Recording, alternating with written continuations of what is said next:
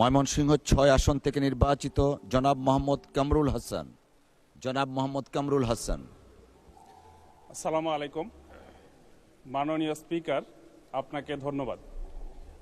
আমার নির্বাচনী এলাকা ময়মনসিংহ ৬ ফুলবাড়ি আসনের জনগণের পক্ষ থেকে আপনাকে ধন্যবাদ জানাই আবারও।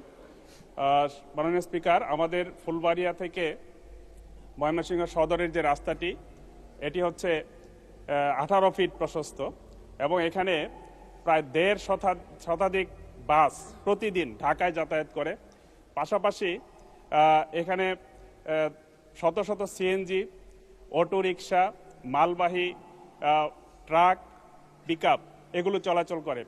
আমরা দেখেছি যে 10 মাইল এবং লক্ষ্মীপুর এলাকায় প্রতি মাসে 2-1টি দুর্ঘটনায় মৃত্যু এবং পঙ্গুত্ব বরণ করছে অসংখ্য মানুষ।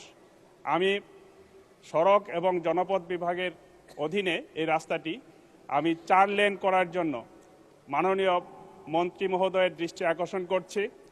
এই রাস্তাটি যদি প্রশস্ত হয় তাহলে এবং এই ফুলবাড়িয়া থেকে আসিম হয়ে বগারবাজার পর্যন্ত ত্রিশালের এই রাস্তাটি সংযুক্ত করে দেওয়া হয়, তাহলে দেখা যাবে প্রায় 40 কিলোমিটার রাস্তা ঢাকার সাথে কমে যাবে।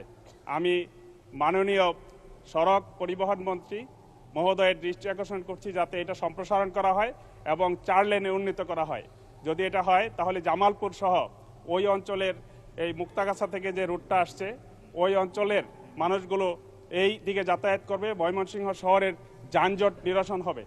ধন্যবাদ মাননীয় স্পিকার। ধন্যবাদ।